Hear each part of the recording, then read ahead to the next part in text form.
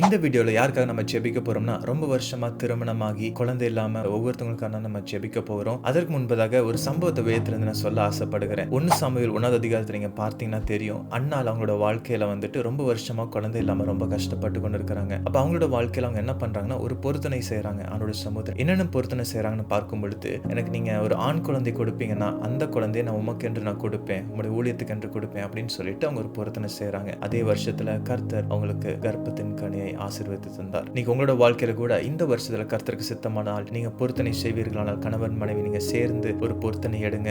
கர்த்தருக்கு பெஸ்டானதை நீங்க கொடுங்க. கண்டிப்பா கர்த்தர் உங்க வாழ்க்கையை ஆசீர்வதிப்பார். இந்த நாள் நம்ம ஜெபிப்போமா? அன்புள்ள தேவனே பிதாவே, நன்றியோடு துதிக்கிறேன், ஸ்தோத்திரிக்கிறேன். சப்பா இந்த நாளில் கொடுத்தக்கப்புறம் இந்த வீடியோ பார்த்து கொண்டிருக்கிற கணவன் மனைவி ரொம்ப வருஷமா திருமணமாகி குழந்தை இல்லாமல் ஆண்டவரை பார்த்து கொண்டிருக்கிற அன்பு பிள்ளைகளுக்காக நான் ஜெபிக்கிறேன். அப்பா தகப்பனே ஸ்தோத்திரமா வேதத்தில் நாங்கள் பார்க்கிறோம் அண்ணன் அவங்களோட வாழ்க்கையில ரொம்ப துக்கமா இருந்தாங்க. தகப்பனே ரொம்ப வருஷமாய் குழந்தை இல்லாமல் கஷ்டப்பட்டு கொண்டிருந்தாங்க. ஆனால் அவங்க பொருத்தனை செய்த பொழுது நீர் அவங்களோட வாழ்க்கையை தகப்பனே மாற்றி நீர் தகப்பனே ஆசீர்வதிங்க தகப்பனே. அப்படியாக தகப்பன் இந்த வீடியோ பார்த்து கொண்டு அன்பு சகோதர ஒவ்வொருத்தங்க நீர் பலப்படுத்தும்படி ஜெபிக்கிறேன் தகப்பனே. துக்கத்தை எல்லாவற்றையும் மாற்றுவீராக தகப்பனே. உங்கள் துக்கம் சந்தோஷமாய் மாறும் என்று சொன்னீரே தகப்பனே.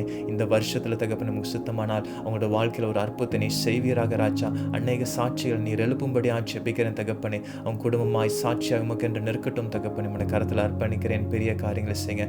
சாட்சி கேட்க பண்ணுங்க. இயேசு கிறிஸ்துவின் ஜெபிக்கிறங்கள் ஜீவன் நல்ல தகப்பனே. ஆமென், ஆமென், ஆமென். உங்களுக்கு தெரிந்த அப்படிப்பட்ட குடும்பங்களுக்கு இந்த ஒரு வீடியோ நீங்க ஷேர் பண்ணிவிடுங்க. God bless you all.